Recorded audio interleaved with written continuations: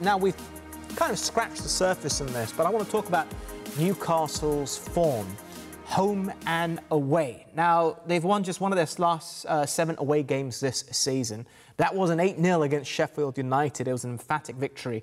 Last season, though, they lost 3 on the road. This season, they've lost 4. And by my reckoning, it's still only December, Danny. I'm puzzled by this. Listen, they've...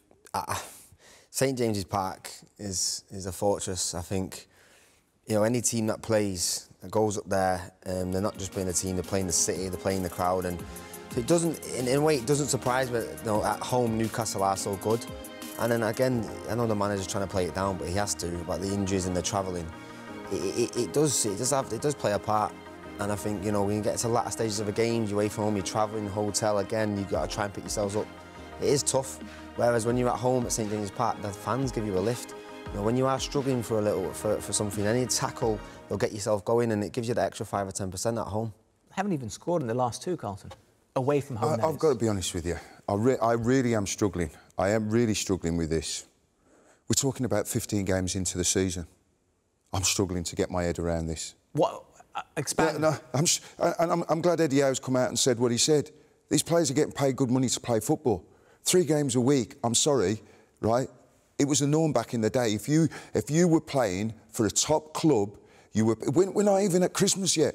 You played 3 games a week, and every game was a tough game, whether it was in Europe. Then you've got your internationals on top. We're talking 15 games. We're not talking, you know, come the end of March, the beginning of April, where, you know, OK, we could have an argument. We're getting into 35, 40 games with internationals and with cup competitions and whatever. We're talking 15 games. All this talk about the players being tired and whatever, the pitches are better, they get better dietitians, better nutrition, all of that. And it gets into players' minds because they start thinking, oh, we're tired, we're tired, we're tired. No, actually, you should be all right. Just to touch on that, I will say, you know, the more you talk about it, the more it does play in your mind, because I go back to, you know, Leicester when we went from Saturday, and you had a full week, and then all of a sudden there was the Champions League. And, you know, and for a lot of us, it was new. To play 3 games a week or to travel abroad, get back Wednesday night, Thursday morning, and we struggled in the league. You finished 12th after winning it, right? We really struggled, and whether that was a mentality, whether that was, you know, we weren't, like you said, Eddie Howe's playing it down, whether Ranieri was saying something different. I always felt like, as a group, we felt like we were going into the weekend tired. And then whether that was because it was being talked about around us, and like you said, you start to believe it. But it is difficult, but they are doing well. They are doing well in the league, considering the position, and it's all new to them. And like you said, they have got injuries, but I understand. Early this season, Aaron Lennon was sat right here, and he said it made a difference for him and Spurs when they played in Europe and they had a game on the weekend. No, listen. Whenever you play midweek, whether it's an international, whether it's a European game, the travelling and everything's a part of it. But what I'm saying, Adam, we're 15 games into the season. We shouldn't be making that many excuses about now, right? All this rotation that's going on with players and whatever because they've got a European game and whatever, right? Not at this type of the season. When Leicester won the league, I understand when it came to the last 10 games of the season, you know, Arsenal and we're playing 3 games a week. Leicester were only playing 1 game a week. But the simple fact is they didn't lose the league title because they were tired. They lost the league title because Leicester were relentless in performing the way that they did. Yep.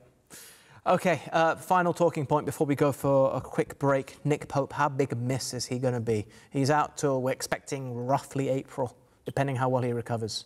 Yeah, I think he's a top goalkeeper. He's a great shot stopper. I was actually at this game. It was quite innocuous, wasn't it? Yeah, do you know what? I think it was because, was it Fabian Schär who he blocked the shot, I think, and I think it put Nick Pope off his... Well, he made the dive. Pope made the dive and landed, and then suddenly he was out. Yeah. Yeah, I feel like he felt like if he'd made contact with the ball, he would have landed differently, but he didn't because Schär blocked it, which was a great block, and it was great to see him as defender. But listen, it's going to be a big miss. I think there's a lot of talk, isn't there, about what they're going to do in January and are they going to bring somebody in. But as he's been superb since he signed for Newcastle. I think it's Dubravka that's in goal now, and listen, he's just come in and they've had a heavy loss, so I think is a massive miss. Yeah, But Steve Bruce reckons he's a good goalkeeper. Dubravka? Yeah. Okay, Dubravka. Yeah, Steve Bruce reckons he's a good goalkeeper. Well, he signed him, didn't he? He had him on loan and then they made it permanent. So I think Eddie won't panic. He'll have a look at it. I mean, this is the second time Pope's done his shoulder, so I'm assuming they're going to pin it. I've had it done before, but I'm not a goalkeeper, so I'm assuming they're going to pin it. So he's going to be minimum 2 months. I'm an outfield player and it was 2 months. So he's going to be a minimum. So I think he will have to go into the transfer market to get a loan. But it's, again, January, who you're going to get out. I said it, I've thrown it a little spanner. I've thrown that little spanner. Don't worry, we'll bring it up again at the end of the game. But really quickly, Simo, just a quick mention with Dubravka. His last start was on the final day of last season. I think that was his only one last year. He's going to be rusty, you would expect. He's played a few minutes, obviously, when Pope went off. But opposition side, they're going to be testing him? I would if I was Tottenham. That would be the normal thing to do. But, you know, with these keepers, I think they're used to this. You know, they're a second sub. They train well. They're a little click. It's not like outfield players where we feel, oh, I need a game, I need to come on. Listen, the goalkeepers, since they were young, then they're expected to be ready to come on if the goalkeeper gets injured compared to outfields. Half the time, they're not even ready, though.